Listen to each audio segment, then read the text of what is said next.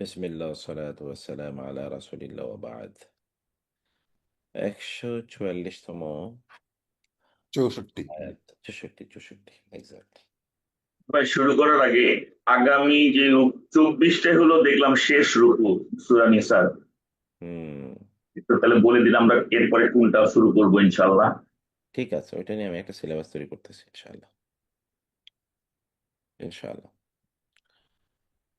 আউযু বিল্লাহি মিনাশ শাইতানির রাজীম। বিসমিল্লাহির রহমানির রহিম।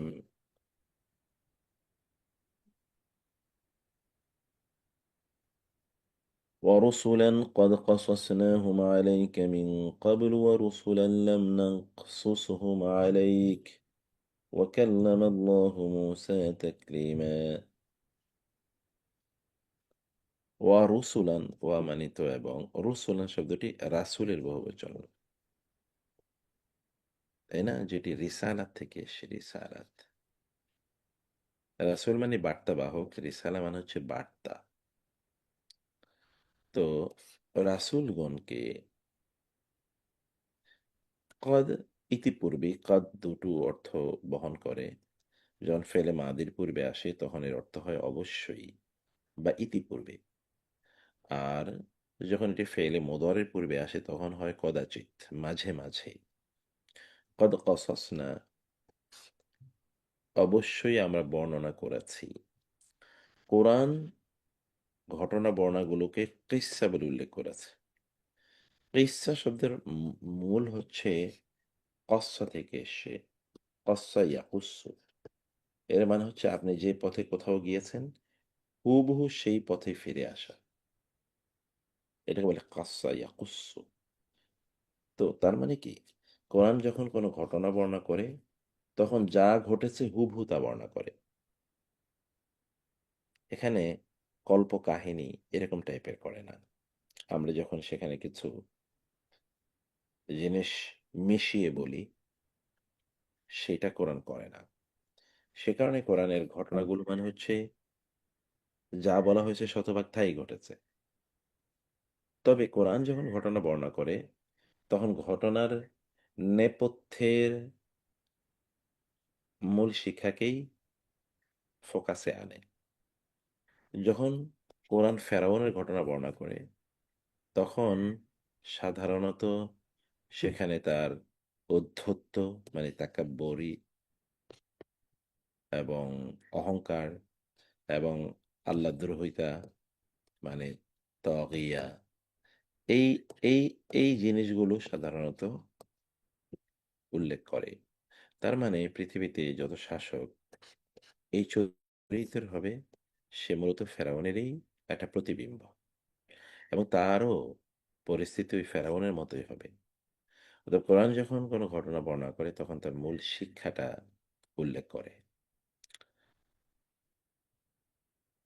রাসূলদের ঘটনা যখন বলা হয় তখন ঠিক এমনই কোনো একটা প্রেক্ষাপট এখানে উঠে আসে। সে কারণে নবী রাসূলদের ঘটনাগুলো প্রায়ই একই রকম। তারা নিপীড়ন, নির্যাতনের শিকার হয়েছেন তাদের জাতির মাধ্যমে অথবা জাতিতে যারা এস্টাবলিশমেন্ট তারা তার বিরোধিতা করেছে। এটা কোয়াইট ইনএভিটেবলি, এমন হয় না যে অন্য কোনো নবীর ক্ষেত্রে বিপরীত ঘটেছে।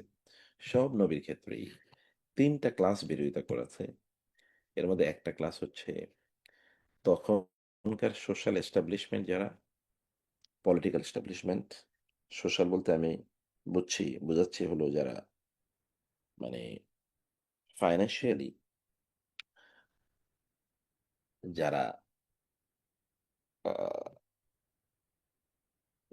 ধনিক শ্রেণী, এবং ৩ নম্বরে হচ্ছে রিলিজিয়াস এস্টাবলিশমেন্ট মানে তৎকালীন যে সকল ধর্ম গুলো ছিল, ধর্মযাজকরা। সাধারণত এই ৩টা গ্রুপই আবার একটা ক্লিক, একটা গ্রুপ। এই ৩টা যদিও আলাদা কিন্তু ৩টা মিলে আবার একটা। এগুলো একটা সার্কেলের, মানে একেকজন একেকজনের স্বার্থ রক্ষা করে চলে। বিজনেস পিপলরা তারা পলিটিক্যাল পিপলদের স্বার্থ রক্ষা করে চলে।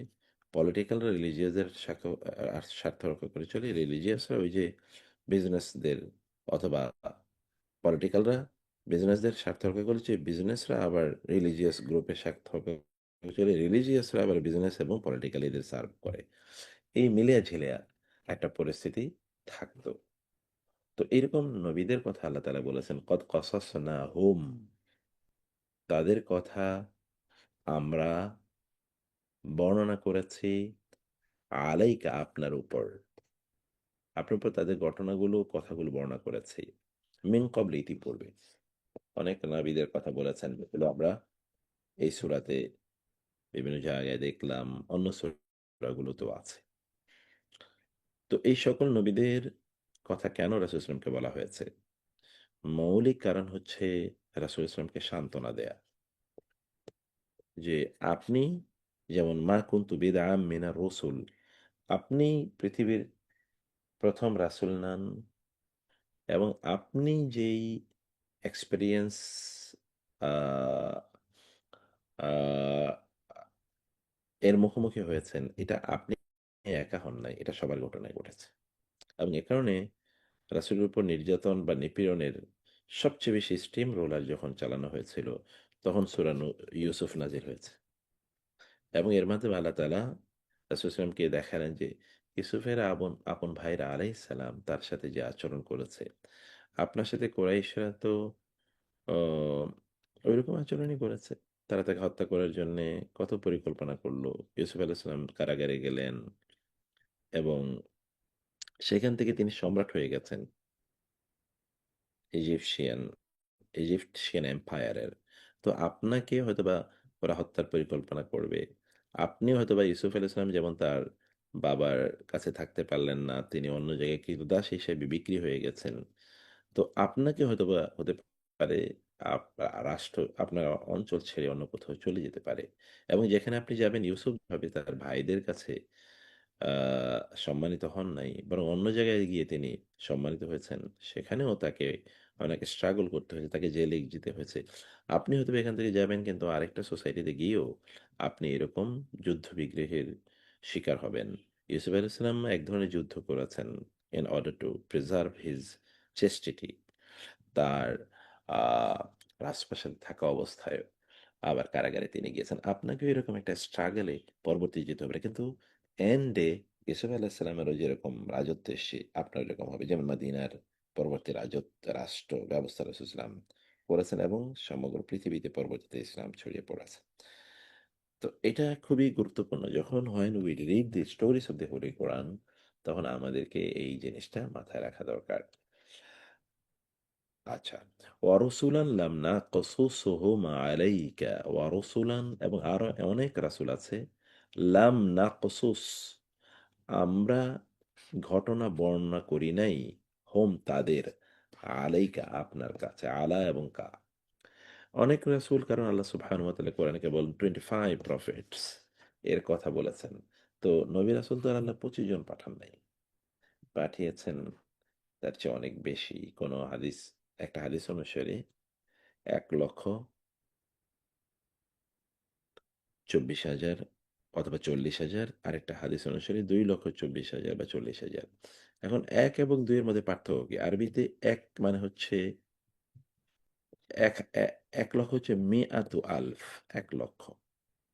আর ২,০০,০০০ হচ্ছে মিআতা আলফ, মিআতা আলফ। এই যে একটা মধ্যখানে আলিফ আছে না?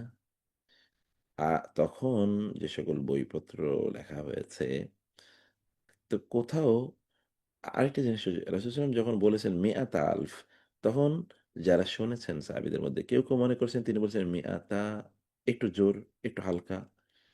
সেখানে টান দিয়েছেন। কেউ বলছেন না, টান দেন নাই। তিনি বলছেন মিআতা আলফ, কেউ বলছেন না মিআতা আলফ বলেছেন। কারণ শ্রোতারা যারা ছিলেন, আ জি, শ্রোতারা যখন ইয়ে করেছেন, আ ঠিক, জাযাকাল্লাহ খাইর শাহরি ভাই। শ্রোতারা যখন আম শুনেছেন, তখন তো সবার ডিসট্যান্স এক সমান ছিল না। সাহাবায়ে কেরাম যারা শুনেছেন, সবার ডিসট্যান্স একরকম ছিল না। কেউ একটু কাছে ছিলেন, কেউ একটু দূরে ছিলেন। সবার আন্ডারস্ট্যান্ডিং ক্যাপাবিলিটি একরকম না।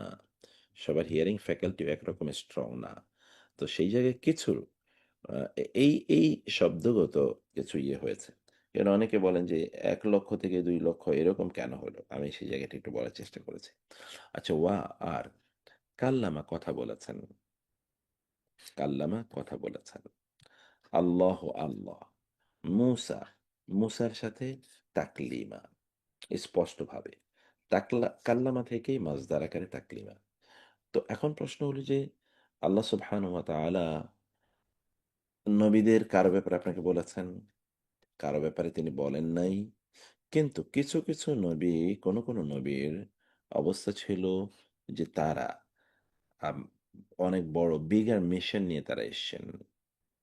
অতএব নবীদের প্রতি আমাদের ঈমানের ক্ষেত্রে কোনো তারতম্য ঘটবে না। যে প্রত্যেক নবীর প্রতি আমাদের ঈমান 100% যে তারা আল্লাহর নবী। কিন্তু সকল নবীর স্ট্যাটাস এক সমান না। আমাদের ঈমানের দিক থেকে তারা সকলে এক সমান। যে কারো প্রতি ঈমান কম বেশি না। কিন্তু প্রত্যেকের স্ট্যাটাস এক সমান না। যেমন ইব্রাহিম আলাইহিস সালাতু ওয়াস সালাম এর স্ট্যাটাস নিশ্চয়ই লূত আলাইহিস সালাতু ওয়াস সালামের সমান না।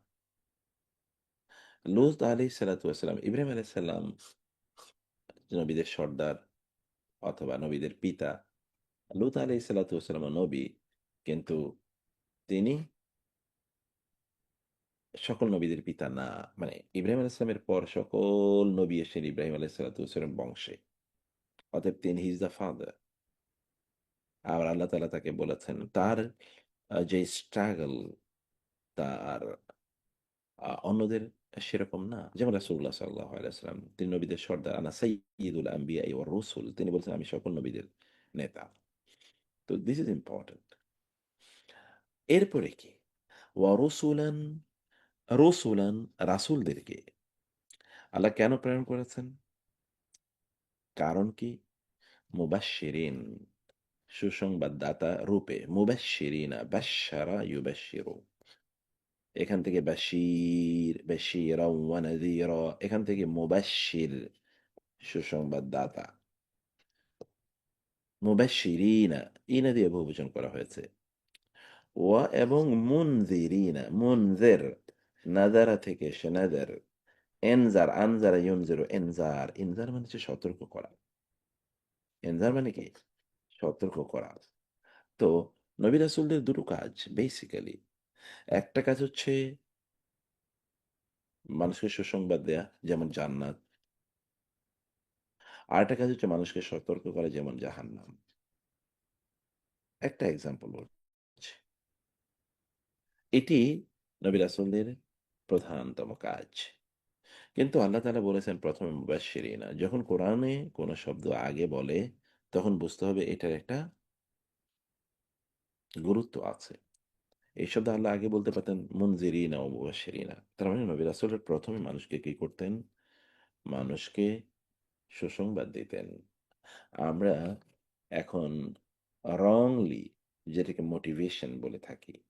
এটা মোটিভেশন শব্দটাই অনেকটা ওয়েস্টার্ন আ মানে আ কালচারে আ এইটাকে আ মানে প্রমোট করা হয়েছে। কারণ মানুষ এত ফ্রাস্ট্রেটেড যে তাদেরকে মোটিভেট করতে হয়। আদারওয়াইজ মোটিভেশন না পাইলে তার কোনো কিছুই চলে না। তার সকালে ঘুম থেকে উঠে একটা মোটিভেশন লাগে। এবং অনেকে বলে, "আমি খুব ডিমোটিভেটেড আমাকে একটু মোটিভেশন দেন তো।" তো ইস্যু কিন্তু এইটা না। ইস্যু হলো আপনার ভবিষ্যৎটা আপনার সামনে দেখিয়ে দেয়া। তাইলেই আপনি কোনোদিনই নতুন করে প্রতিদিন সকালে, প্রতিদিন দুপুরে, প্রতিদিন বিকালে একটা মোটিভেশনাল পিল খাওয়া লাগে না। মানে মোটিভেশনাল লেকচার শোনা লাগে না আপনার। এই যদি আপনার পাথ আপনার সামনে ক্লিয়ার হয়, তাইলে আপনার গন্তব্য কোথায়? আপনি কোন দিকে যেতে চান? সেটাই আপনার কাছে স্পষ্ট করে দেন। নবী রাসূলরা তাই করতেন। আমরা আমাদের সামনে ১ বছরের কর্মপদ্ধতি অথবা ৬ বছরের কর্মপ্ল্যান আমরা নিতে পারি না। অথবা এটাকে আমরা বলি দূরদর্শী যে অনেক আ লম্বা সময়ের জন্য পরিকল্পনা করতে পারে। আর নবী রাসূলরা কি করেছেন? তারা জীবনের পরিকল্পনা আখেরাত পর্যন্ত নিয়ে গেছেন। এই হচ্ছে আপনার গন্তব্য। অতএব এই গন্তব্যে যাওয়ার জন্য এই হচ্ছে আপনার রোড ম্যাপ। তাই না? কত দূরদর্শী। কেবল আপনি আগামী ১ বছর পর কি হবে সেটা না। আপনার জীবনের পর মৃত্যু, মৃত্যুর সময় কি, মৃত্যুর পরের বারজাখি জীবন কি, তারপরে কতগুলো স্টেজ একেবারে ফাইনালি ইদার টু জান্নাহ অর টু জাহান্নাম। এতটুকু পর্যন্ত আপনাকে ফুল রোডম্যাপটা একেবারে ক্লিয়ার করে দিয়েছে। কোথাও কোনো অস্পষ্টতা নাই। এটা হলো মুবাশশির। এবং এর বিপরীতে কোথায়, কোথায় কি, কি ডেঞ্জার আছে, সেই ডেঞ্জারগুলো জানিয়ে দেয়া। তাই না? অতএব মোটিভেশনাল স্পিকাররা কেবল খারাপ জিনিসগুলোকে আপনার সামনে ভালো করে উপস্থাপন করে। যেমন আমেরিকার কন্টিনেন্টে যদি আপনি দেখেন motivation speaker, "You know that Jesus Christ loves you. You know that if you love Jesus Christ then he will bring you out of all of your problems." তুমি জানো তুমি যদি তাকে ভালোবাসো তোমাকে সব সমস্যা থেকে ইয়ে করে ফেলবে।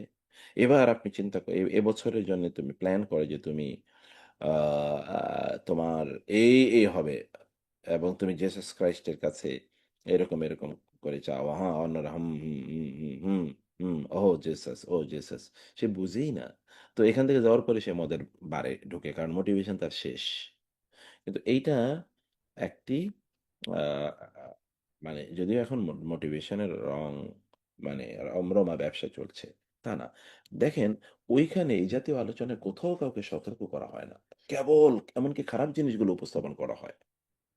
খারাপ জিনিসগুলো উপস্থাপন করা হয় যে ভালোভাবে রং মেখিয়ে। কোনো সমস্যা নেই। ওকে, ফাইন। কোনো সমস্যা নেই। তুমি মদও খাও, চার্চেও যাও। মদও খাও, চার্চেও যাও। কোনো সমস্যা নেই।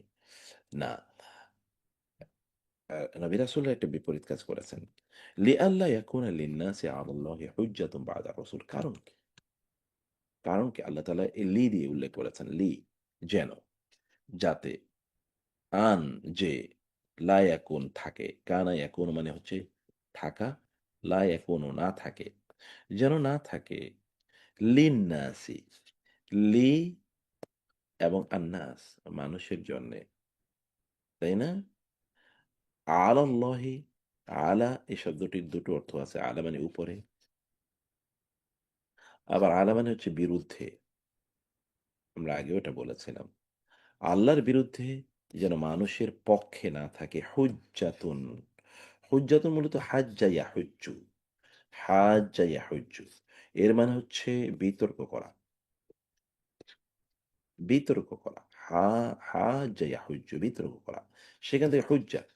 যারা বিতর্ক করে তাদের পক্ষে নয়। তারা কিছু না কিছু যুক্তি উপস্থাপন করতে চায়, অজুহাত উপস্থাপন করতে চায়। এক্সকিউজ কেন তার মতটাই অন্য মতের চেয়ে সেরা, শক্তিশালী অথবা মানে সাপোর্টেবল সেটা তিনি অথবা কোনো যুক্তি দিয়ে উপস্থাপন করেন। সে কারণে হুজ্জা মানে হচ্ছে যুক্তি বা দলিল। হুজ্জা মানে হচ্ছে প্রমাণ বা অজুহাত এমন কিছু। এটা হুজ্জা শব্দটি এমন কিছু বুঝায়। তো যেন মানুষের জন্যে আল্লাহর বিরুদ্ধে কোনো প্রমাণ বা দলিল যেন না থাকে বাদা রসুলি, রাসূলদের পর।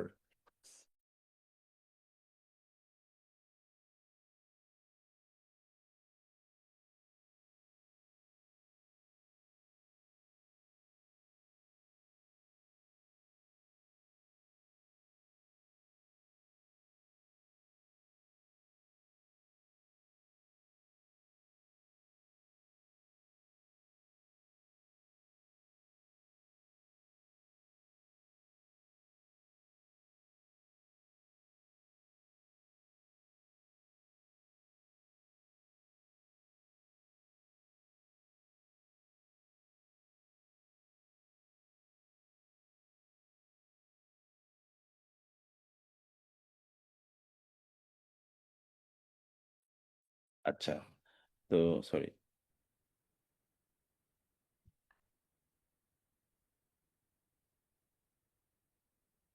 কি বলছিলাম যে যেন কোনো মানে রাসূলদের পর রাসূল পাঠানো হয়েছে যে রাসূলদের পরে যেন মানুষের পক্ষে কোনো অজুহাত না থাকে। অজুহাতটা আসলে কি? কিয়ামতের দিন আম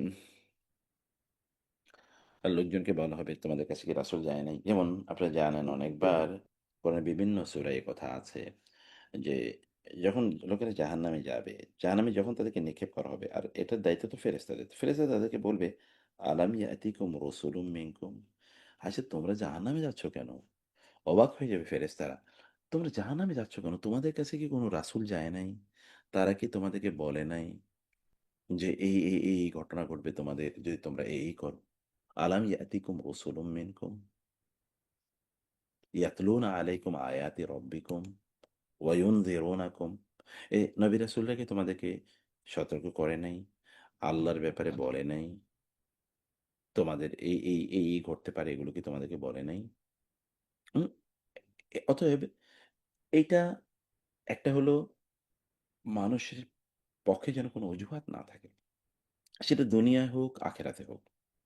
দুনিয়ায় হোক, আখেরাতে হোক। আখেরাতে গিয়ে তার বিচারের নিকট সময় সে বলবে যে, "আমরা তো কিছুই জানতাম না।" তখন আল্লাহ সুবহানাহু ওয়া তাআলা তাদের নবীদেরকে অথবা নবীদের উত্তরসূরিদেরকে ডাকবেন যে, "এদেরকে কি একটু জানানো হয় নাই? অথচ আল্লাহ জানেন সবকিছু।" তো তারা বলবে, "হ্যাঁ, জানিয়েছি।" তখন আল্লাহ সুবহানাহু ওয়া তাআলা মুসলিম উম্মাহকে ডাকবেন, আমাদেরকে, আপনাদেরকে ডাকবেন। ডেকে বলবেন যে, "তোমরা বলো, এই নবীরা যা বলছে তা সত্য কিনা? যে তারা দাওয়াত পৌঁছে দিয়েছে।" তখন আমরা বললাম, "হ্যাঁ, পৌঁছেছে।" "তোমরা কিভাবে জেনেছো?" "আমরা আপনার কিতাবে জেনেছি। আপনার কিতাব যা বলেছে, সেই কিতাব থেকে আমরা জেনেছি যে নবী রাসূল এ কথা বলেছে, তারা এই দিয়েছে।" তখন আল্লাহ সুবহানাহু ওয়া তাআলা এবার সর্বশেষ রাসূল সাল্লাল্লাহু আলাইহি ওয়াসাল্লামকে ডাকবেন। "এরা যা বলেছে, এই আপনার উম্মাহ এবং নবীরা, এরা কি সব সত্য বলেছে কিনা বলেন?" তখন রাসূল সাল্লাল্লাহু আলাইহি ওয়াসাল্লাম বলবেন, "হ্যাঁ, এরা সব সত্য বলেছে। এরা সব সত্য বলেছে।" এই যে এটা কারণ কি? আল্লাহ কি এটার কোনো প্রয়োজন আছে? না, এটার কোনো প্রয়োজন নেই। কিন্তু আল্লাহ সুবহানাহু ওয়া তাআলা সবার ক্ষেত্রে এরকম করবেন ব্যাপারটা এরকম না। আল্লাহ সুবহানাহু ওয়া তাআলা এইটা একটা মেকানিজম হিসেবে দেখিয়েছেন সো দ্যাট দুনিয়ার যে সকল কার্যকলাপগুলো আমরা সম্পাদন করব আমাদেরও যেন এই নিজাম বা এই ম্যানেজমেন্ট যেন আমরা মেইনটেইন করি এবং জুডিশিয়াল সিস্টেম সেভাবেই চলার কথা। আর ২ নম্বর বিষয় হচ্ছে যে দুনিয়াতেও আমাদের কাছে যেন কোনো অজুহাত না থাকে যে আমরা এটা জানতাম না। আচ্ছা আমরা না জানি।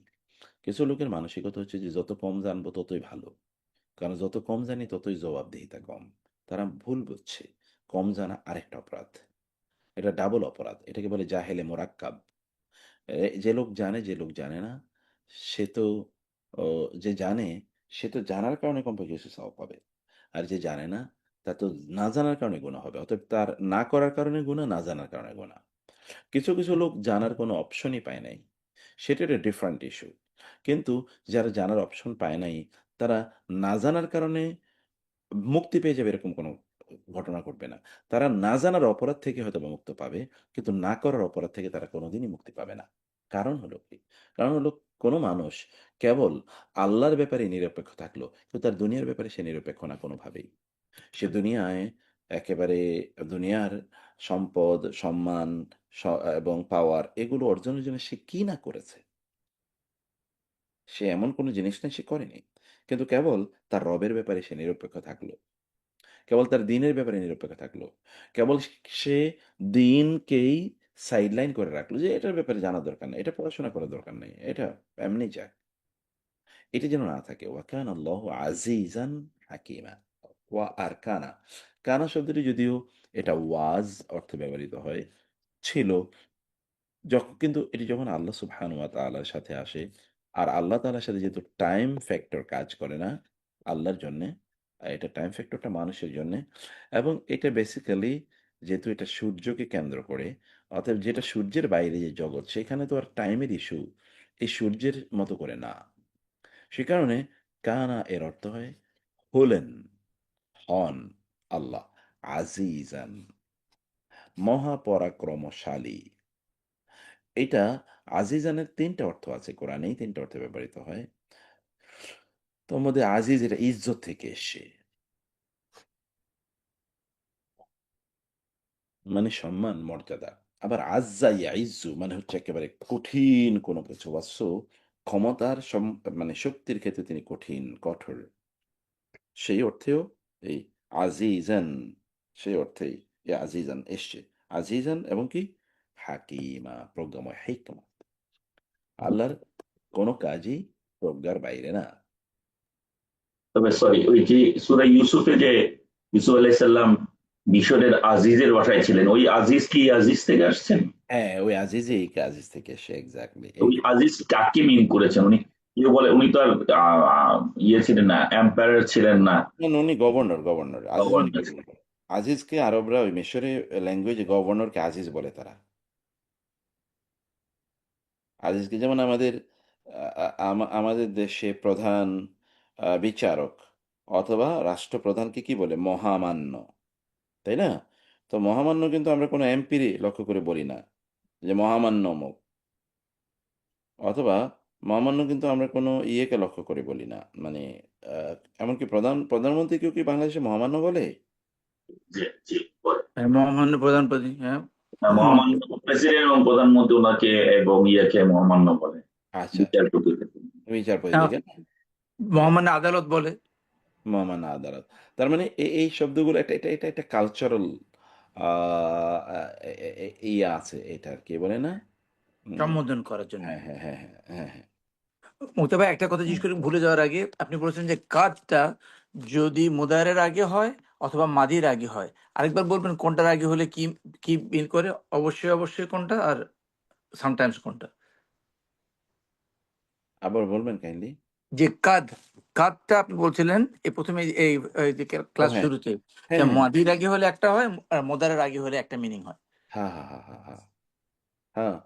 আরেকবার রিপিট করবেন প্লিজ, কোনটার আগে না, হলে কি কোনটা বোঝায়? হ্যাঁ, ওই যে মাদির আগে যখন হয় তখন এর অর্থ জি, হয় হলো নিশ্চয়ই অথবা ইতিপূর্বে, অলরেডি, alright, ইতিপূর্বে। আর মোদারের আগে যখন হয় তখন হয় কদাচিৎ, আচ্ছা, কদাচিৎ বা মাঝে মাঝে মাঝে মাঝে, মাঝে, সামটাইমস। ওকে, সামটাইমস এরকম। গট ইট, জি, থ্যাংক ইউ। আর জি।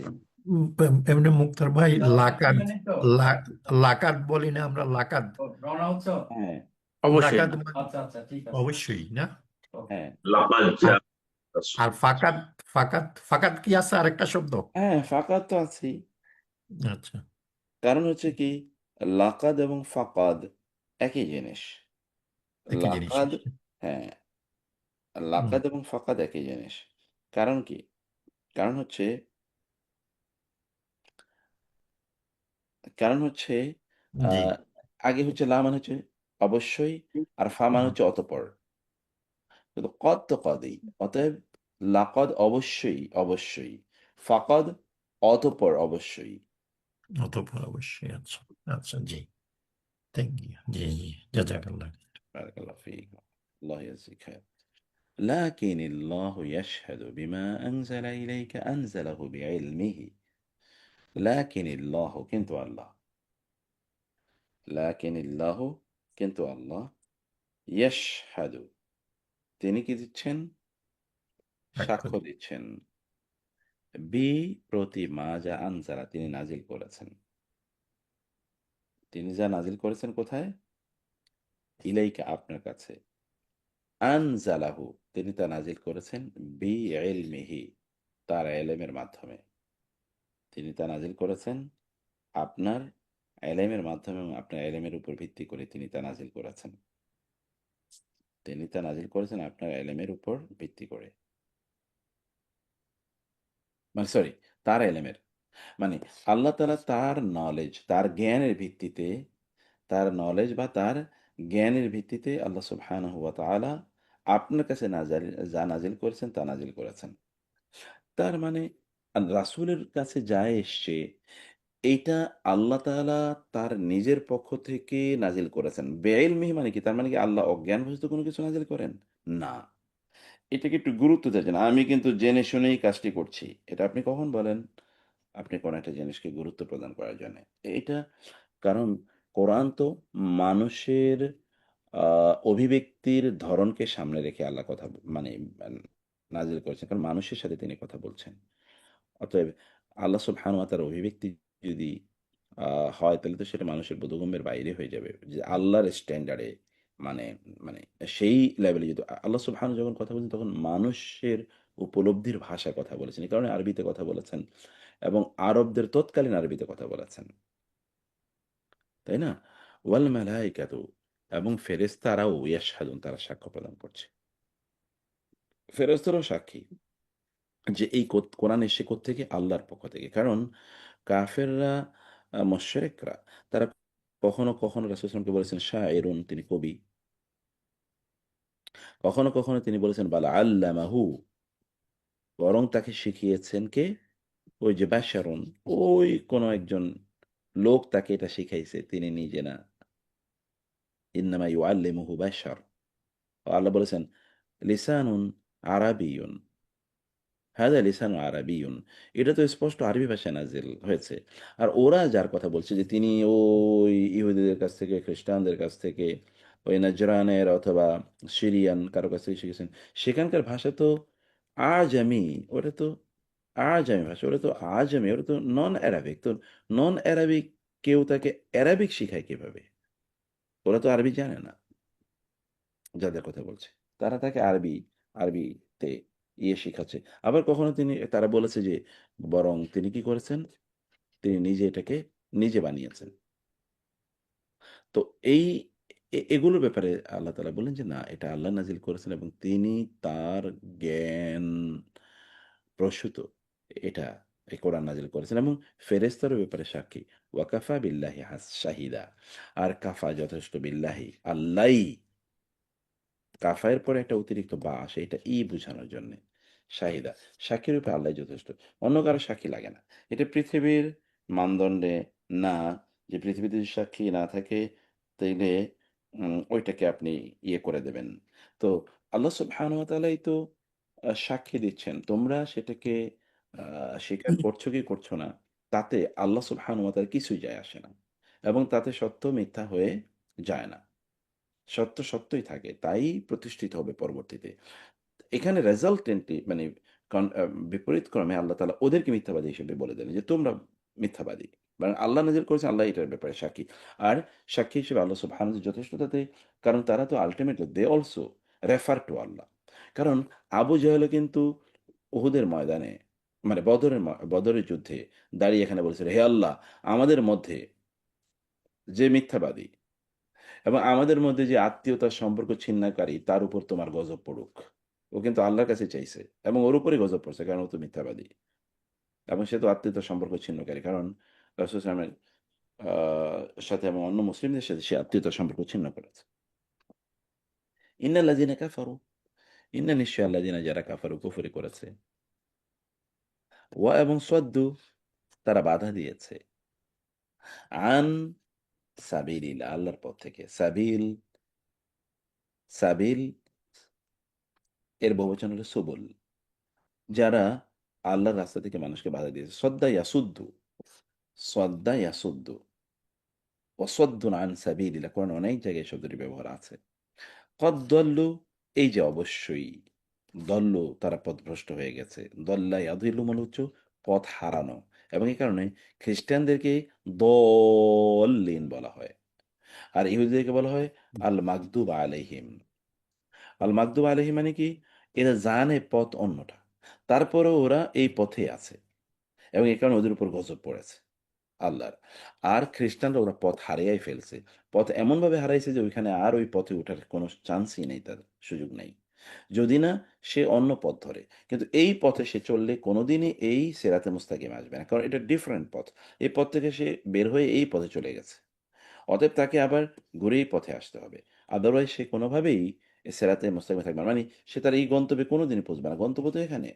আর এই রাস্তা কোনোদিন ওইখানে পৌঁছবে না। এটা ওই সাইডে দিয়ে চলে যাবে। আর এইটা হলো সেই গন্তব্য।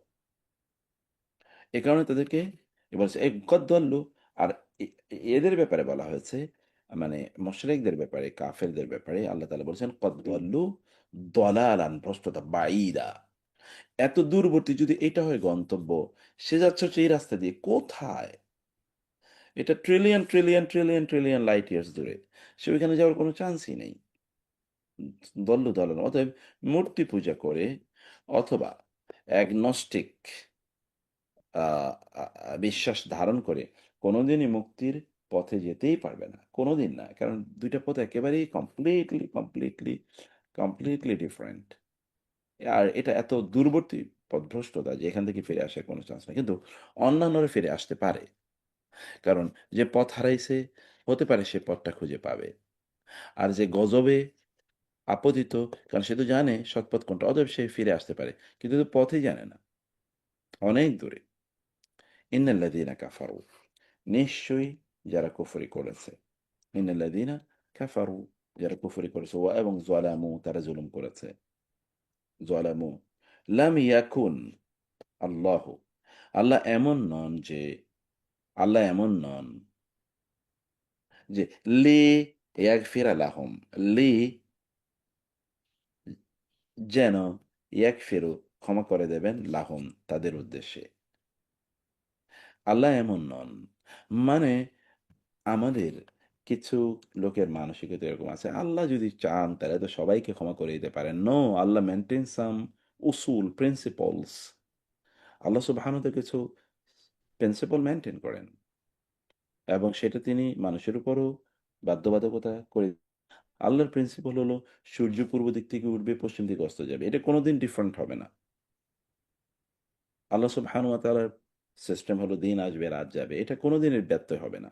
আল্লাহর সিস্টেম হলো যে এরকম এরকম হবে, পানি উপর থেকে নিচের দিকে গড়াবে, এরকম আল্লাহর নিজাম যা, সেই নিজাম অনুসারে সবকিছু চলছে। অতএব এর বিপরীত হবে না, এটা পার্মানেন্ট আল্লাহ করে দিয়েছেন। মাঝে মাঝে এর ডিফারেন্ট, এর বিপরীত কিছু হয় না। এই যে আল্লাহ সুবহানাহু ওয়া তাআলা, অতএব যারা কুফরি করেছে আল্লাহ তাদেরকে ক্ষমা করে দেবেন না, এদেরকে আল্লাহ তাআলা ক্ষমা করবেন না। আল্লাহ চাইলে ক্ষমা করে দিতে পারেন, কিন্তু আল্লাহ সুবহানাহু ওয়া তাআলা তিনি জাস্ট, ন্যায় বিচারক। ওয়ালা লিয়াহদিয়াহুম সাবিলা, তরিকা, ওয়া এবং লানা, লে ইয়াহদিয়াহুম তরিকা, আল্লাহ তাআলা তাদেরকে কিসের, ওই জান্নাতের পথেও আল্লাহ সুবহানাহু ওয়া তাআলা নিয়ে যাবেন না। যে ঠিক আছে যাও, তুমি এখন মারা গেছো, ঠিক আছে ওই যে ওইদিকে জান্নাত, ওইদিকে যাও, নো, এটাও তিনি করবেন না, ক্ষমাও করবেন না। তিনি তাদেরকে ওই জান্নাতের পথেও পরিচালিত করবেন না। আহাদা, আদা, ইয়াহাদি, ইল্লা তরিকা জাহান্নাম, তবে হ্যাঁ, আল্লাহ ওরে দেখিয়ে দেবেন কি, ইল্লা তরিকা জাহান্নাম, তবে ওর জাহান্নামের পথ দেখাবেন, যাও ওই যে ওইদিকে জাহান্নাম। খালিদিনা, স্থায়ী থাকবে তারা, ফিহা তথায়, একদিকে জাহান্নাম, তার দিকে আবার খালিদিনা, এরপরে আবার আবাদা। এটা ভয়াবহ অবস্থা, মানুষের ফ্রাস্ট্রেশনের চূড়ান্ত লেভেল। যখন কেউ জানে যে তার এই জায়গা থেকে তার কোনো মুক্তি নাই, তখন তার ফ্রাস্ট্রেশনের লেভেলটা হিউজ হয়ে যায়। যদি তার মুক্তির একটা প্রত্যাশা থাকে, তখন সে কষ্ট করতে চায় যে ঠিক আছে এখান থেকে তো কোনো এক সময় আমি বাঁচতে পারবোই। কিন্তু যখন তার কোনো প্রত্যাশাই থাকে না, এটি জিরো, তখন তার হতাশার লেভেল অনেক বেড়ে যায়, তখন সে আত্মহত্যা করতে চায়, তখন সে অন্যভাবে মুক্তি পেতে চায়। খালিদিন আর চিরস্থায়ী, এবং শুধু তাই না, স্থায়ীভাবে চিরস্থায়ী। স্থায়ীভাবে চিরস্থায়ী কি আবার? তো ভাই একটু স্যার, তো আপনি যেটা বললেন তো কুফরি, তো কিন্তু ওই জীবিত অবস্থায় যদি ফিরে আসে তাহলে মাফ করে দিবেন আল্লাহ, সেটা বলছেন। সেটা তো হবেই, সেটা তো হবে, এটা সেটা তো মৃত্যুর পরে। ওই যে বলেছি, ওই কারণে আমি এটা মৃত্যুর পরের কথা বলছি আমি। হ্যাঁ, হ্যাঁ, আর জীবিত অবস্থায় ফিরে আসতে তো, তা তো যেই কোনো অপরাধ করেই মানুষ আল্লাহর কাছে আসলে আল্লাহ তাআলা ক্ষমাশীল, আল্লাহ তো ক্ষমা করবেনই, আল্লাহ তো ক্ষমা করবেনই। আরেকটা মূলনীতি আল্লাহ বলেছেন, তা হলো শিরককে তিনি ক্ষমা করবেন না, অন্য গুনাহ তিনি চাইলে ক্ষমা করে দিতে পারেন। It may happen to others, যে on the day of judgement কিছু লোককে আল্লাহ ক্ষমা করে দেবেন তাদের কিছু গুনাহ। কিন্তু সেটা শিরক যদি হয়, কারণ শিরকটা আল্লাহ সুবহানাহু ওয়া তাআলার আত্মমর্যাদাকে আঘাত করে। আমি তোমাকে সৃষ্টি করেছি, আমি তোমার সবকিছু দিলাম, আর তুমি আমাকে বাদ দিয়ে অন্যকে ডাকছো, এটা আল্লাহর কাছে অত্যন্ত অপমানজনক মনে হয়। এই কারণে আল্লাহ তাআলা এটা ক্ষমা করবেন না। ওয়াকানা যালিকা আলাল্লাহি ইয়াসিরা, আর কানা যালিকা তাহা হয় আলাল্লাহি আল্লাহর উপর, ইয়াসিরা খুবই সহজ। কি আল্লাহর জন্য কোনটা সহজ? এই যে মানুষের হিসাব নিকাশ করা, এত হিউজ নাম্বার অফ পিপল, এবং তাদের সব খুঁটিনাটি, এভরি মাইনিউট অথবা টাইনি যে ডটস ইন দেয়ার লাইফ, এগুলো কিন্তু আল্লাহ সুবহানাহু ওয়া তাআলা হিসাব নিকাশ করবেন, বিচারের আওতায় নিয়ে আসবেন। কিভাবে? মানুষের কাছে অবাক লাগে, আল্লাহ তাআলা এত মানুষের মধ্যে আমারই খুঁজে পাবে, আমার এত কিছু আল্লাহর মনে থাকবে। লা হাওলা ওয়ালা কুওয়াতা ইল্লা বিল্লাহ। কিছু মানুষ এরকম, আবার ভাই কিছু মানুষ, মুফতি ভাই, আমি একটা জিনিস এড করি, জাস্ট 1 মিনিট। জি জি আহ, জি, কিছুদিন আগে, মনে করেন 20 বছর বা 30 বছর আগেও আমাদের কম্পিউটারের মেমোরিটা অনেক ছোট ছিল, অনেক ছোট হ্যাঁ জিনিস রাখা হইতো। আর হ্যাঁ, এখন মেমোরি হয়ে গেছে গিগাবাইট, টেরাবাইট। জি আমরাই সবকিছু ওখানে ঢুকাই দিতে পারতেছি। এটি এক্স্যাক্ট আল্লাহ পাক আমাদেরকে দেখাইতেছেন যে আমিও পারবো তোমাদের সবকিছু রাখতে, কোনো চিন্তা করো না। এক্স্যাক্টলি মানে সুবহান ইটস লাইক আমরাই দেখতেছি আমাদের ইনোভেশন, মানে টেকনোলজিক্যাল ইনোভেশন, যে জি সব ডেটা চলে আসতেছে এক জায়গায়। এটা তো এক্স্যাক্টলি 20 বছর আগে সম্ভব ছিল না। তো জি এখন আল্লাহ আমাদের দেখাইতেছেন তোমরা যদি পারো আমিও পারবো। মানে এক্স্যাক্টলি এখন এই যে ছোট মানে এই যে ক্লাউডে জিনিস রাখে কি এখন তো কোনো ডিভাইসেরও প্রয়োজন হয় না, আমরা ক্লাউডে সব রাখছি। ক্লাউড আসলে কি? কোথাও হয়তো বা কোনো আমেরিকায় কোথাও হয়তো বা একটা চিপ কেউ মেনটেন করছে বিশাল একটা মানে একটা ডিভাইস হয়তো বা কোনো একটা এরকম লাখ হাজার হাজার চিপ আছে, চিপ ছোট এর মধ্যে হয়তো বা বিলিয়ন বিলিয়ন ইনফরমেশন তারা রেখে দিচ্ছে। তো এটা আল্লাহর সৃষ্টির আহ, দুর্বলতম সৃষ্টির পক্ষে যদি এটা সম্ভব হয় তাহলে আল্লাহর পক্ষে কত কিছু সম্ভব। এক্স্যাক্টলি জাযাকাল্লাহ খায়ের। ইয়া ইউহান নাস, হে লোকেরা, কদ, এই যে কাদ এরপরে যা অবশ্যই এসেছে অথবা ইতিপূর্বে এসেছে কম তোমাদের কাছে আর রাসূল রাসূল বিল হাক্কি বি মানে নিয়ে, আল হক সত্য নিয়ে। তিনি এসেছেন কোথেকে? মির রব্বিকুম, তোমাদের রবের পক্ষ থেকে। হে লোকেরা, ইয়া ইউহান নাস, কারণ কি আর যখন কোরআন ইয়া ইউহান নাস বলে তখন কোরআন সকল সাধারণ মানুষকে অ্যাড্রেস করে। আর ইমানদারদেরকে অ্যাড্রেস করতে হলে ইয়া আইয়ুহাল্লাযীনা আমানু বলেন। ফাআমিনু খায়রাল লাকুম, অতএব আমিনু তোমরা ঈমান আনো, খায়রান এটি উত্তম হবে লাকুম তোমাদের জন্য, অতএব তোমরা ঈমান আনো এটাই তোমাদের জন্য উত্তম কল্যাণকর। এটা তোমাদের জন্য ঈমান আমাদের জন্য কল্যাণকর সদা সর্বদা সর্বত্র, দুনিয়াতে তো আখিরাতে তো বটেই, দুনিয়ায়ও। আল্লাহর প্রতি ঈমান আমাদেরকে সবকিছু থেকে বাঁচিয়ে দেয়। যেমন আমাদের বিপদে কোনো বিপদ ঘটলো, আমরা আল্লাহর প্রতি ঈমান আনলাম, আল্লাহ তুমি যা কল্যাণকর মনে করছো তাই করেছো, ব্যাস, দ্য প্রবলেম ইজ ওভার। তখন আর চুল ছিঁড়তে মনে চাইবে না, কাউকে গালিগালাজ করতে মনে চাইবে না, কারো উপর দোষারোপ হবে না। তখন আমি তার বিপরীতে আর একটা খারাপ কাজ করতে চাইবো না, যে অমুকে কেন এটা করলো আমি তার বিপরীত করব। আমি তখন আর এটা কোনোটাই করব না। ওয়া ইন তাকফুরু, আর যদি তোমরা কুফরি করো, কাফারা ইয়াকফুরু, ইন এটা শর্তিয়া, জুমলা শর্তিয়া, মানে কন্ডিশনাল সেন্টেন্স। ফা ইন্না লিল্লাহি, ফা তবে ইন্না লিল্লাহি নিশ্চয় আল্লাহর জন্য রয়েছে, মা যা কিছু আছে, ফি মধ্যে আসসামাওয়াতি আসমান সমূহ, ওয়া এবং আলাউদ্দি জমিনে, আসমান এবং জমিনে যা কিছু তার আল্লাহর জন্য, মানে কি আল্লাহর মালিকানায়, মানে কি লি এটা মালিকানা বোঝায়। এখন আমরা যদি কিছু লোক যদি কুফরি করে তাতে আল্লাহর কি আসে যায়? আল্লাহ সেটাই বলছেন। মা যখন বলেছেন তখন এটা কিন্তু মানে এত ব্যাপক তামিম, এত ব্যাপক বোঝাচ্ছে যে সেটা প্রাণী এবং অপ্রাণী, মানে কথিত ফিজিক্সের যেটাকে আপনি প্রাণী মেড ইন, মানে যেটা যেটা লিভিং আর নন লিভিং সব কিছুকে বোঝাচ্ছে। না আমরা হয়তো বা মনে করছি যার কেবলমাত্র প্রাণ আছে সেটাই কেবল আল্লাহর প্রশংসা করে। আল্লাহ তাআলা বলছেন, "না, তোমরা যেটাকে মনে করছো প্রাণ নাই সেগুলো আমার প্রশংসা করে। গাছগাছালিও পা মানে এই যে আ এই এই এ এমনকি পাথরগুলো, পাহাড়গুলো, জমিন সবকিছু, সূর্য, চাঁদ, তারকা, আপনাকে হয়তোবা এগুলো আমাদের মনে মানে যেগুলো জড় পদার্থ। কিন্তু এগুলো আল্লাহ তাআলা তাসবিহ করে। ইউসাব্বিহু লিল্লাহি মা ফিস সামাওয়াতি ওয়াল আরদ। অতএব তোমরা আল্লাহ তাসবিহ না করলে আল্লাহর কিছু যায় আসে না। আসমানে, জমিনে যে ফেরেশতারা আছে তারাই তো, এবং ফেরেশতাদের কথা বলেছে, ওয়া নাহনু নুসাব্বিহু বিহামদিকা ওয়া নুকাদ্দিসু লাক। আমরা তো আপনার প্রশংসা করি, তাসবিহ পড়ি, তাই না? আমরা তো আপনার তাসবিহ প্রশংসা করি। তাহলে আবার মানুষের এই সৃষ্টির মানে ওরা তো এর আগের প্রজাতি তো এরকম করেছে। মানুষ কি এরকম করবে কিনা আবার? তারা আল্লাহ সুবহানাহু ওয়া আত্মসম্মান, আল্লাহর মর্যাদাকে নিয়ে তারা ভয় পেয়েছে। যে আমরা তো আল্লাহ তাসবিহ পড়ছি। কিন্তু অন্যদিকে তৈরি করলে এরা তো আল্লাহ তাসবিহ বাদ দিয়ে এরা তো মানে এরকম অন্যায় অপকর্ম করবে। তাতে তো আল্লাহ সুবহানাহু ওয়া তাআলার আ আ আ যে আত্মসম্মানে ওরা আঘাত করবে। ফেরেশতাদের টেনশনের জায়গাটা কিন্তু ডিফারেন্ট। ওরা মানুষের সৃষ্টি নিয়ে কোয়েশ্চেন করে না, মানুষের কর্ম নিয়ে। যেটা আল্লাহর আত্মসম্মান, আল্লাহর মর্যাদা তারা না বুঝে, তখন আল্লাহ তার ব্যাপারে এমন আচরণ করবে যেটা আ আ ফেরেশতারা বুঝছে এটা তো আল্লাহর সাথে অসম্মানজনক হবে।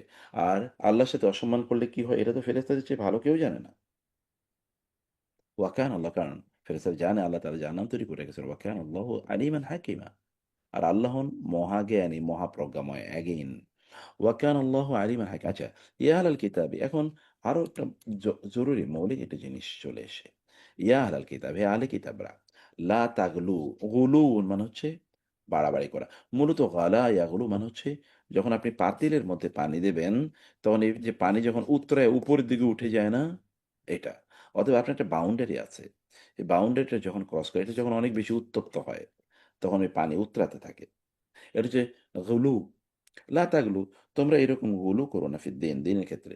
দিনের ক্ষেত্রে তোমরা এরকম উতরে যাও না। দিন কিন্তু একটা বাউন্ডারি দিয়ে দিয়েছে তোমাকে। ওদের বাউন্ডারির বাইরে তুমি যেও না। এই বাউন্ডারির বাইরে অনেকভাবে যাওয়া হয়। একভাবে এক এক এক একবারে যাওয়া হয় কি, যে আপনি এই এতটুকুকে আপনি যথেষ্ট মনে করেন না, তখন আপনি নতুন কিছু উদ্ভাবন করলেন, যেটা হলো বেদাত, তাই না? অথবা আপনি এই বাউন্ডারির বাউন্ডারিকে ক্রস করে আপনি কি করছেন, বাউন্ডারি যে সকল বিধান আপনাকে দিয়েছে ওই সকল বিধানকে বাদ দিয়ে আপনি, অথবা ওই বাউন্ডারি যেই বিধানের যে চর্চাগুলো আপনাকে যেভাবে যেই পরিমিতি দিয়েছে, ওইটাকে বাদ দিয়ে তার চেয়ে বেশি আপনি করতে যাচ্ছেন, তার চেয়ে বেশি। যেমন বলছে যে আপনি দিনের ক্ষেত্রে কাউকে কোনো জোর জবরদস্তি করতে পারবেন না, লা ইকরাহা ফিদ্দিন। কারণ আপনি কি করেছেন, অতি দিনদারি গিরি দেখাইতে গিয়ে আপনি অথবা অন্য কোনো অমুসলিমকে ধরে, আমি আমি এটা ইহুদি খ্রিস্টানদের কথা বলছি, তখন ইহুদিরা কি করেছে বা খ্রিস্টানরা কি করেছে, তখন তারা অন্য কাউকে জোর করে তারা ইহুদি বানাচ্ছে বা জোর করে তারা খ্রিস্টান বানাচ্ছে, না হলে তারা কল্লা ফেলে দেবে। যেমন রোমান এম্পায়াররা, সেন্ট মানে কনস্টান্টাইন, সেন্ট অগাস্টাইন যখন যখন খ্রিস্টান হয়ে যায়, তখন সে বলেছে আমার এখানে খ্রিস্টান ছাড়া কেউ থাকতে পারবে না রোমান এম্পায়ারে। এবং এই কারণে ইউরোপ জুড়ে খ্রিস্টান ধর্ম বাধ্যতামূলকভাবে মানুষকে গ্রহণ করতে হয়েছে। ইহুদিরা ক্যামোফ্লেজ করেছে তাদের ধর্মকে বাঁচানোর জন্য। তো এটা একটা গুলু। আবার গুলু আরো অনেক আছে। যে কোনো ইস্যুতে তারা, যেমন ঈসা আলাইহিস সালাতু ওয়াস সালাম ইস্যুতে তারা বাড়াবাড়ি করেছে। ঈসা আলাইহিস সালাম আল্লাহর সন্তান না, আল্লাহর পক্ষ থেকে নবী, আল্লাহর রাসূল, অন্য রাসূলদের মতোই। কিন্তু তারা ঈসা আলাইহিস সালামকে কোথায় নিয়ে পৌঁছেছে? খ্রিস্টানরা, আবার ইহুদিরা কি করেছে? বলেছে না, তিনি তার জন্ম যেহেতু ন্যাচারাল না, নরমাল না, অ্যাবনরমাল, তার মানে তিনি আসলে লিগ্যাল কোনো চাইল্ড না, ইলিগ্যাল। তো এই যে গুলু, এ গুলু তোমরা করবা না। তোমাদের দ্বীনের ব্যাপারে তোমরা গুলু করবা না। ওয়ালা তাকুলু আলাল হক, মানে গুলু কিন্তু আমরাও করি। গুলো আমরা ব্যাপক পরিমাণে করি। যেমন আপনি দেখবেন যে আপনি, একদল লোক আছে তারাই কেবলমাত্র তাদের নিজেদেরকে একমাত্র মুক্তিপ্রাপ্ত দল মনে করে। যে আমি একমাত্র কনফার্ম জান্নাতি, আর বাকি যাও সব আছে সব বেদাতি। বাকি যারা আছে সবই জাহান্নামী। এবং আমাদের দেশে আরেকটা কঠোর জিনিস দেখবেন, তা হলো যে মানুষ, একদল লোক মাযহাব ছাড়া তারা চলবে না। মাযহাব না হলে মানে তারা কাফের, মুশরিক, ইহুদিদের দালাল, খ্রিস্টানদের দালাল। আরেক দল লোক তারা মাযহাবের নাম শুনলেই তাদের গা জ্বালা শুরু করে দেয়। মাযহাব মানা মানে তারা মনে করে মুশরিক। এটা একটা এক্সাম্পল বলছি। এরকম প্রত্যেকটা, যে আমাদের এখানে কি গুলো নাই? আমাদের এখানে গুলো নাই? আছে তো। আপনি যদি মিলাদ কেয়াম না করেন তাহলে আপনাকে কাফের মনে করা হবে। আরেক দল যদি মিলাদ কেয়াম করে তাহলে তাকে মুশরিক মনে করা হবে। মিলাদ কেয়াম শিরকি ইস্যু না, এটা বেদাতি ইস্যু। কিন্তু এইটাই দেখবেন আমাদের মূল ইস্যু হয়ে দাঁড়াইছে। কেউ জোরে আমিন না বললে সে বেদাতি, আবার কেউ যদি জোরে আমিন বলে তাহলে সে আবার কি, ইহুদিদের দালাল। এই যে মানে গুলু, এই গুলু আমাদেরকেও একেবারে শেষ করে দিচ্ছে। ওয়ালা তাকুল আলাল্লাহি ইল্লাল হক, লা তাকুলু, তোমরা বলো না আলাল্লাহে, আল্লাহর উপরে, আল্লাহর ব্যাপারে, আল্লাহর বিরুদ্ধে, ইল্লা ছাড়া, আল্লাহ হাক্কা, সত্য ছাড়া আল্লাহর ব্যাপারে বলবো না। এখন আমরা তো আল্লাহর ব্যাপারে, আমরা তো এমনকি আমাদের ফ্যামিলি মেম্বার এটা করি, আল্লাহ তোমার ব্যাপারে অসন্তুষ্ট হবেন। আল্লাহ কে আপনাকে জানাইছে? বাচ্চাদেরকে আমরা বলি তুমি জানো তোমার উপর আল্লাহ কতটা রাগান্বিত হচ্ছেন?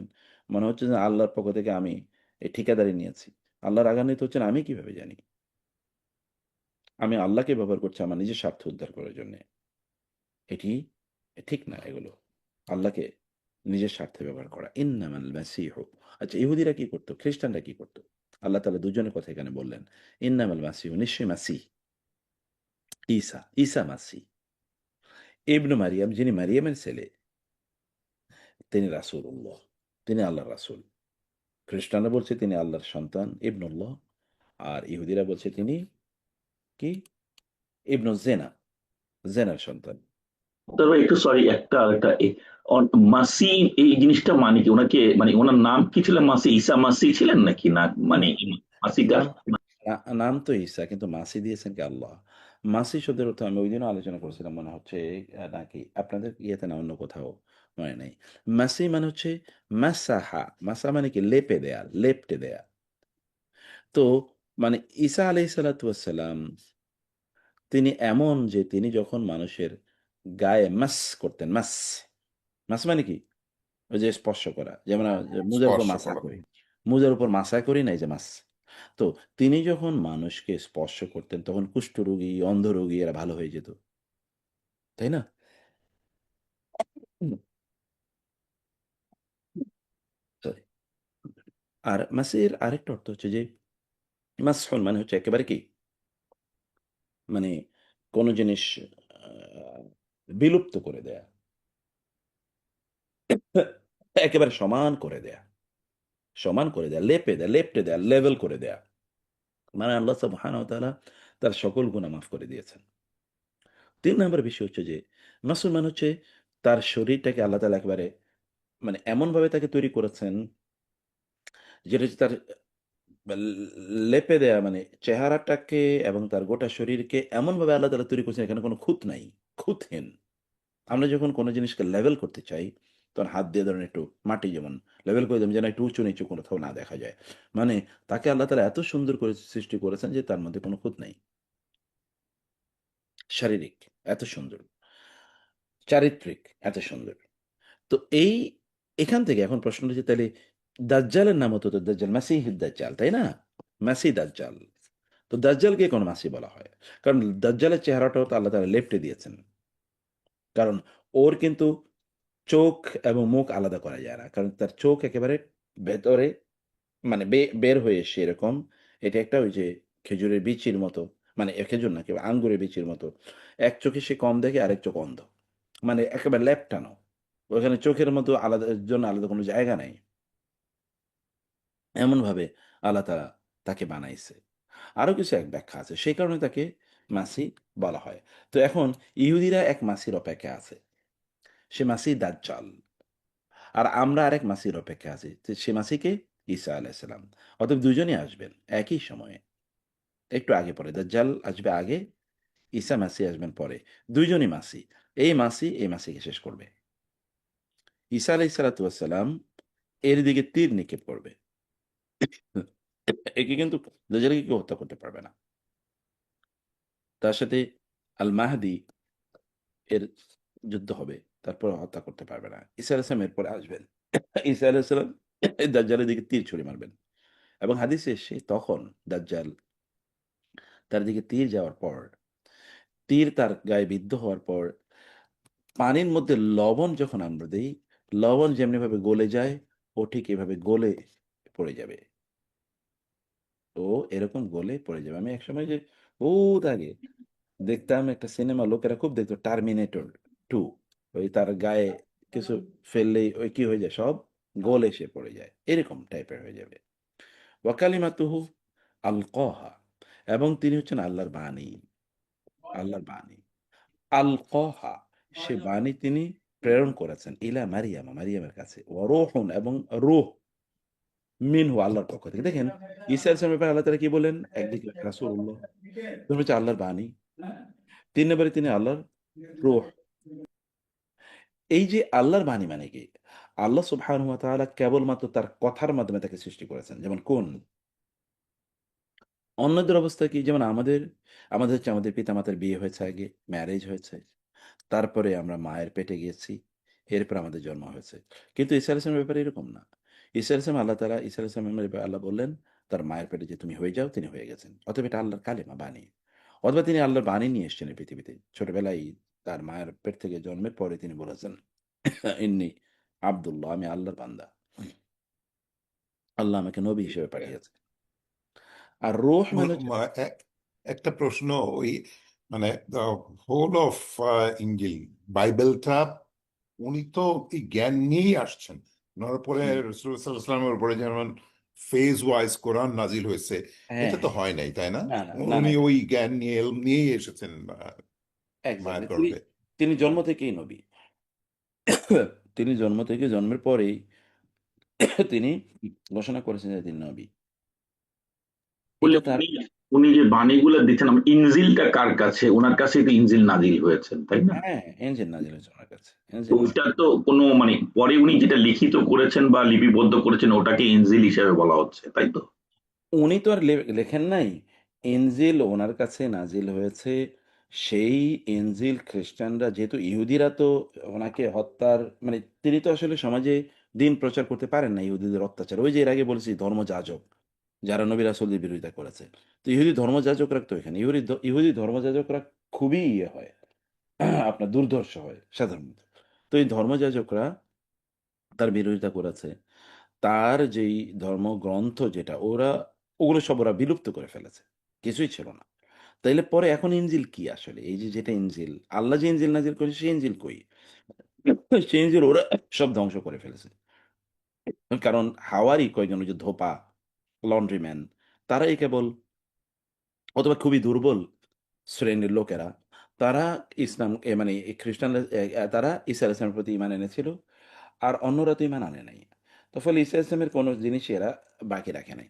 কারণ পরবর্তীতে অনেক পরে এসে ওই যে ৪ বাইবেল, যেটা Saint Paul, Saint Jude, Saint Matthew, Saint Luke, Saint Mark, এরা এসে পরবর্তীতে সংকলন করেছে কার কাছ থেকে? ঈসা আলাইহিস সালামের ডিসাইপল যারা, এই ডিসাইপলের কাছ থেকে, অনেক পরের, এটা হয়তো থার্ড জেনারেশন ডিসাইপল, তাদের কাছ থেকে। থার্ড জেনারেশন তো আর ডিসাইপল হয় না, মানে হচ্ছে সাহাবি, তাবে, তবে তবে তাই না? তাদের কাছ থেকে শুনেছে, শুনে শুনে তারা লিখেছে। কিন্তু আপনি দেখবেন ইসলামে যেরকম ধরেন হাদিস নামে যে একটা শাস্ত্র তৈরি হয়েছে, সেখানে উসুলুল হাদিস, উলুমুল হাদিস, সনদ, মতন, যেগুলো আপনি জানেন, দঈফ, সহি। খ্রিস্টান জগতে কোনোদিন কোনো এই বক্তব্যটা সহি, এই বক্তব্যটা দঈফ, এটা অথেন্টিক, এটা নন অথেন্টিক, এরকম কোনো কিছু আছে? হোল খ্রিস্টান লিটারেচারে কিচ্ছু নাই, কিছু নাই। এই কারণে বাইবেলের বিভিন্ন ভার্সন হয়, কিন্তু হাদিসের বিভিন্ন ভার্সন আছে নাকি? যে Bangali version, English version, Arabian version, Persian version, কোনো ভার্সন নেই, একই। আপনি অনুবাদ বলতে পারেন, কিন্তু ভার্সন নেই। এটা ডিফারেন্ট ক্যারেক্টার মেনটেন করে না। অতএব রাসূল ইসলামের হাদিস সাহাবীদের যুগে, তাবেঈদের যুগে যদি সংকলন হয়েছে, কোরআন তো রাসূল ইসলাম নিজেই সংকলন করে গেছেন। আচ্ছা, এরপরে কোরআন, মানে হাদিস যখন এটা হয়েছে, তখন কোনো ব্যক্তি যদি, যেমন ধরেন তিনি, যেমন সাঈদ, তিনি বলছেন যে আমি রাসূলের একটা হাদিস বর্ণনা করছেন। তখন সাঈদকে বলতে হতো তিনি তিনি কার কাছ থেকে শুনেছেন। সাঈদ যার কাছ থেকে শুনেছেন, তার চরিত্র, ক্যারেক্টার এবং তার নলেজ, এগুলো সব চেক করা হতো, যে উনি আল্লাহ রাসূলের হাদিস বর্ণনা করার মতো ইন্টেলেকচুয়ালি ক্যাপাবল কিনা, তার মুখস্থ শক্তি কেমন, তার অনেস্টি কেমন, তিনি মিথ্যা কথা বলতে পারেন কিনা। তিনি যদি জীবনে কোনোদিন কোনো মিথ্যা কথা বলে থাকেন, তাহলে is listed as a liar, অর্থাৎ তার কোনো হাদিস গ্রহণই করা হবে না, তিনি লায়ার হিসেবে রিজেক্টেড। ঠিক আছে? এবং ইনি সাঈদ যে বলছেন অমকের কাছ থেকে আমি শুনেছি, সাঈদকে প্রমাণ করতে হবে অমকের কাছ থেকে তিনি কোথায় শুনেছেন, তিনি কি তার স্টুডেন্ট কিনা প্রমাণ করতে হবে। তাহলে তার সাঈদের এইজ দেখতে হবে, ওনার এইজ দেখতে হবে, সাঈদের অঞ্চল দেখতে হবে, ওনার অঞ্চল দেখতে হবে, সাঈদের ওনার সাথে কোন জায়গায় দেখা হওয়ার সম্ভাবনা আছে, এটা খুঁজে দেখতে হবে, যে সাঈদ তার ছাত্র হওয়ার কোনো, সাঈদ বাংলাদেশে আর উনি হচ্ছেন ইউরোপে, তখন বাংলাদেশ থেকে ইউরোপে উনি কিভাবে গেলেন? অতএব এটা রিজেক্টেড। এইরকম এখন ইনি বলেছেন আমি তার কাছ থেকে শুনেছি, তিনি বলেছেন আমি রাসূলের কাছ থেকে শুনেছি। তো যিনি বলছেন আমি রাসূলের কাছ থেকে শুনেছি, তিনি রাসূলের সাহাবী কিনা, এটা প্রমাণ করতে হবে। এইগুলো প্রমাণ করার পর তারপরে হচ্ছে, এবং আবার যে বক্তব্যটা দেওয়া হয়েছে, এইটা কি আসলে কোরআন এর সূত্র মতো যায় কিনা, এইটার কনফ্লিক্টিং অন্য কোনো বক্তব্য আছে কিনা, রাসূল ইসলামের বক্তব্য অন্য কোনো, আবার যিনি এটা বর্ণনা করেছেন তিনি এটাকে লালন করেন কিনা, যে আমি বলেছি রাসূল ইসলাম এই কাজ করেছেন, কিন্তু তিনি নিজে এটার উপর আমল করেন, তাহলে এটা রিজেক্টেড। তাহলে বোঝা যাবে যে ওনার এই বক্তব্য ঠিক না, উনি নিজেই তো আমল করেন, তাহলে উনি আরেকজনের এই কথা বলবেন কেন? ঠিক আছে? এই রে হাজারো লেয়ার, এরপর হচ্ছে এটা যুক্তি। এটা যুক্তির যায় কিনা? রাসূল ইসলাম কি এটা বলতে পারেন কিনা? এরকম বিভিন্ন জায়গা থেকে একজন যদি এটা বলে, তাহলে এটাকে বলে খবরে ওয়াহেদ, মানে এটা তো খুবই দুর্বল। না, অনেকজন এটা বর্ণনা করেন, তখন এটাকে বলে মুতাওয়াতের, মাশহুর, এরকম অনেক নাম আছে। মানে এই যে একটা হোল ব্রাঞ্চ অফ নলেজ, এটা মানব ইতিহাসে কোথাও এরকম নজিরই নেই। আপনি 71-এ কি হয়েছে এটাই তো হটলি ডিবেটেড। কত কিছু আমরা ডিনাই করছি, রিজেক্ট করছি, এবং দেখা যাবে যে 71-এর মধ্যে 99% মিথ আছে এখানে। কিন্তু এই বাংলাদেশে 99% মিথ আছে, কারণ মিথ্যাবাদীরা এগুলো লিখেছে অধিকাংশই। আর যারা সত্যবাদী এদের কোনো লেখাই নাই, কারণ সত্যবাদীর কাছে কেউ যায় না। আর দেখেন রাসূলুল্লাহ সাল্লাল্লাহু আলাইহি সাল্লাম কি বলেছেন 1450 বছর আগে অলমোস্ট, কি বলেছেন তা আপনি এখনো যদি বলেন আমি এটা প্রমাণ করতে চাই তিনি এই কথা বলেছেন কিনা, এখন স্টিল ইট ইজ পসিবল যে আপনি এটাকে অ্যাসার্টেইন করা whether it was said by him. এখন বলেন তো খ্রিস্টান গোটা বাইবেল সম্পর্কে এরকম কোনো ম্যাথোডোলজি কেউ আবিষ্কার করছে কিনা? এমন কোনো ম্যাথোডোলজি আছে কিনা? No, no methodology. ফলে it was completely distorted, interpolated, changed এবং ইনসার্টেড, মানে ইন ইট এমন অনেক কথা যেগুলো তাদের জিলিস ইসলামের কথা না। কিন্তু তারপরে সেখানে কি আছে? There are some remnants of the truth said by Isa আলাইহিস সালাম অর রিভিলড আপন হিম। কিছু জিনিস তো সেখানে আছেই, কারণ সবই তো কন্টামিনেটেড হয় নাই, কিছু সেখানে রয়ে গেছে। এবং এই কারণে তাওরাতের বা ইনজিলের অনেক কিছু এখনো কোরআনের সাথে মিলে যায়, আর বাকিগুলো তো ডিস্টোর্টেড।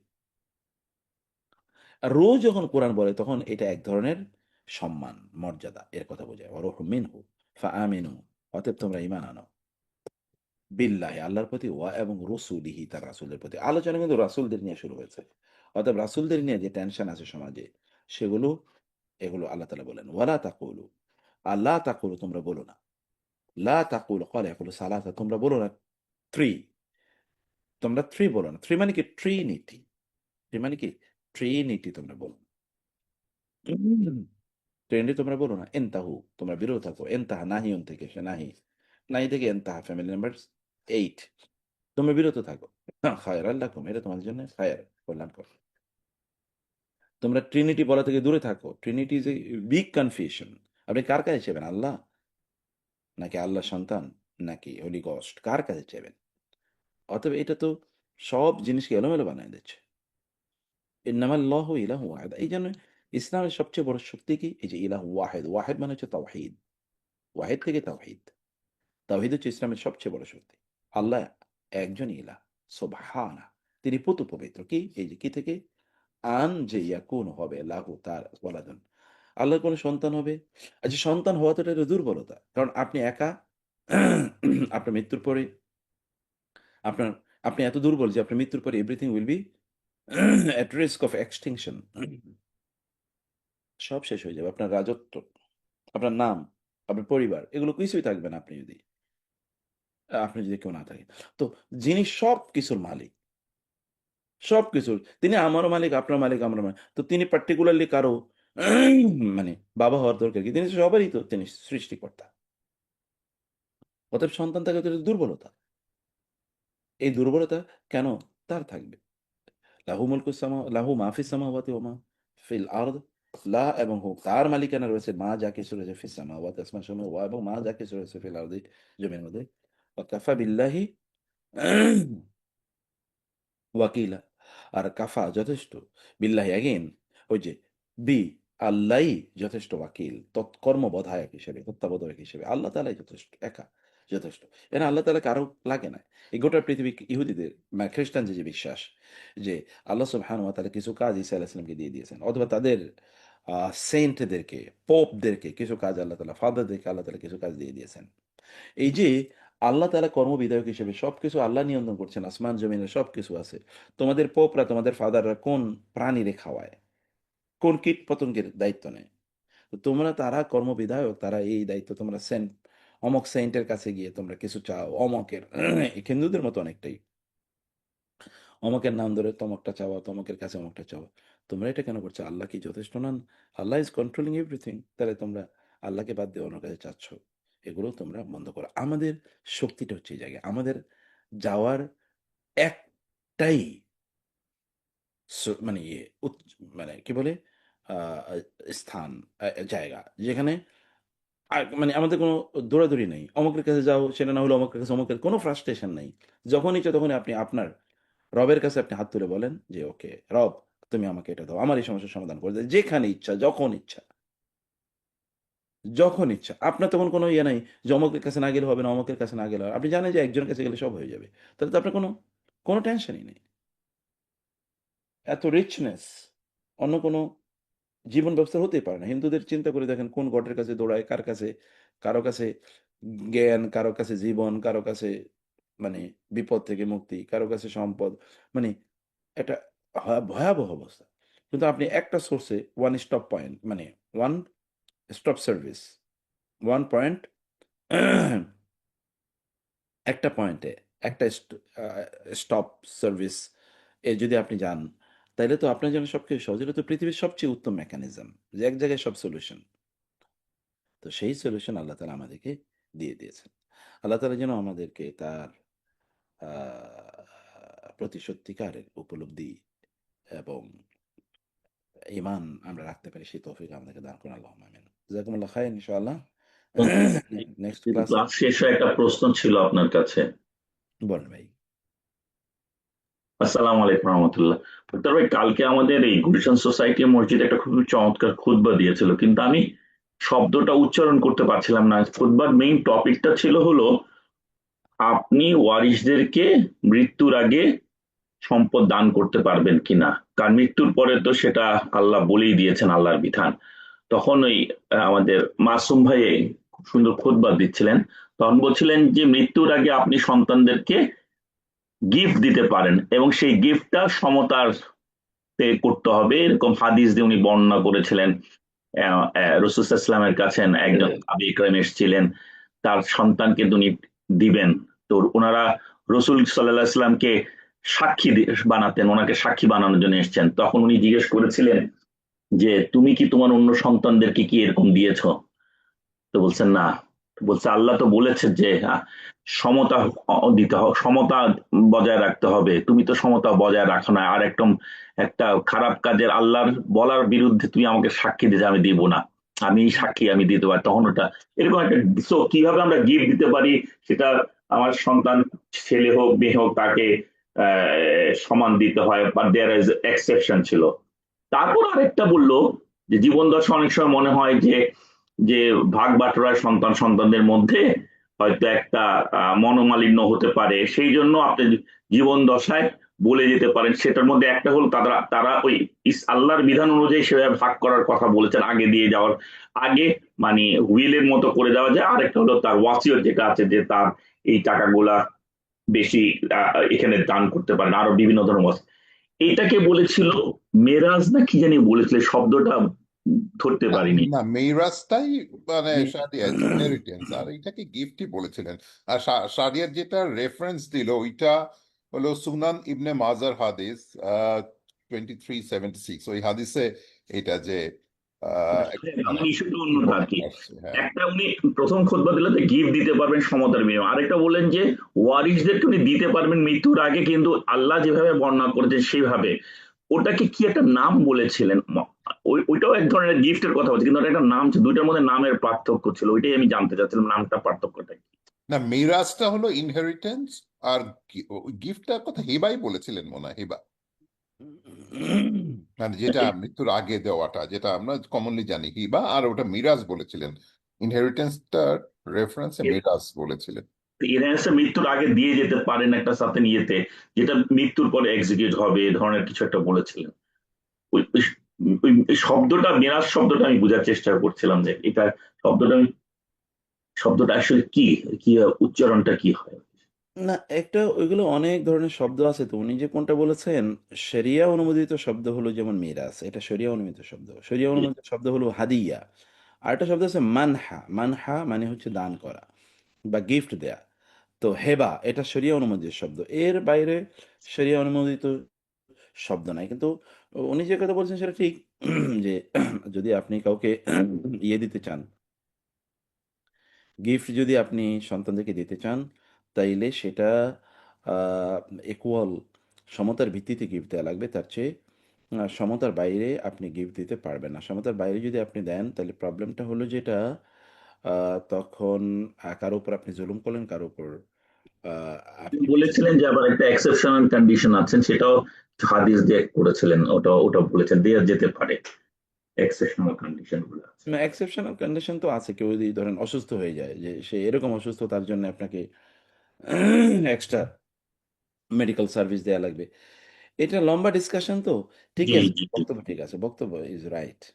তো সমস্যাটা হলো বক্তব্য যে আছে কি, ওই ওনার ওই বক্তব্যে কালকে আমি ইউটিউবে পাচ্ছিলাম না, ওই আমাদের এখানে যে খুতবাটা ইউটিউবে দেয়, ও আজকালকে খুতবার কোনো লিঙ্ক থাকলে আমাকে একটু পাঠিয়ে দিস। হ্যাঁ, ঠিক আছে। আমি তো ক্যাপচার করি, এটাও পাঠাই দেবো স্যার। হ্যাঁ তুই ক্যাপচার করেছিস, গ্রুপে দিস, খুব ভালো একটা ডিসকাশন ছিল। ওকে ভাই, জাযাকুমুল্লাহ খায়ের। هذا وصلى الله سبحانه وتعالى نبينا محمد وآله وصحبه أجمعين. سبحانك اللهم وبحمدك أشهد أن لا إله إلا أنت أستغفرك وأتوب إليك. والسلام عليكم ورحمة الله وبركاته. ওয়ালাইকুম আসসালাম ওয়া রাহমাতুল্লাহ। ওয়ালাইকুম আসসালাম। ওয়ালাইকুম আসসালাম।